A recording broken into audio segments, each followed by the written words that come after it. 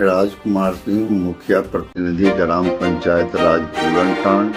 समस्त वैशाली जिला वासियों, लालगंज प्रखंड वासियों और पूरनटांड पंचायत वासियों को स्वतंत्रता दिवस की हार्दिक शुभकामना देता हूँ। नमस्कार, प्रणाम।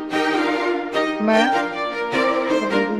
ग्राम पंचायत राज लक्ष्मी नारायणपुर पंचायत के जनता जनार्दन को एवं पूरे प्रखंड वासियों को 15 अगस्त स्वतंत्रता दिवस के शुभकामनाएं देता हूँ। नमस्कार, मैं मुखिया पति मनीष कुमार, विक्कल पंचायत 15 अगस्त स्वतंत्रता दिवस के अवसर पर सभी ग्रामवासी देशवासी को हार्दिक शुभकामना देता हूँ तथा इस पर्व को खुशी खुशी मनाने के लिए आप सबको सादर